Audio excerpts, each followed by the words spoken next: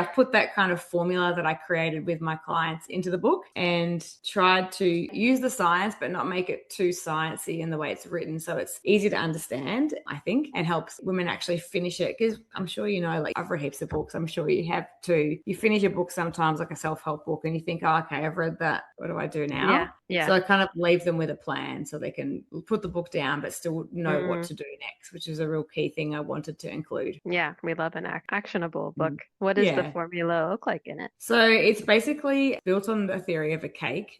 I love cake, so I thought I brought it in, but that's just the way I've explained it because it's how I always explained it with my clients. So there's different layers of the cake. So the nutrition layer of the cake is like the flour, the sugar, the things that are in most cakes. And the idea is everyone's recipe is different. Everyone's unique because one of the big things, I'm sure you come across this, is people saying, oh, my friend tried this for hypermobility, or my cousin bought this for it. And then you're thinking, oh, actually, I need to just follow what they've done. So I really wanted to empower women to know it's their own journey. So the flour and the sugar is kind of the nutrition, because in my experience, in my beliefs, is that you really have to get that nutrition foundation really well sorted before you start adding other things. Then there's like the eggs and the milk, which I call what binds and bolsters that nutrition layer, which is like the lifestyle stuff. So the movement, the sleep, the stress management, the environmental exposure to toxins and things like that. And then on top of that is the supplements, which I talk about because that's the first thing people often go to. But I talk about that as being like the choc chips in the cake or the carrots and the walnuts, because not every cake needs them. And if they do, it's different for each person. And I've got a way I explain how women can work out what supplements they need. But, I do think they need to work with health professionals to really decode them. And then I look at the HRT or MHT or medication as kind of like the icing on top. My husband and I have an ongoing debate. He says that every cake has to have icing, but I disagree. I think some cakes don't need icing, like a flourless almond cake, I think, is great without icing. So the point of that is to make women feel okay about all different things. So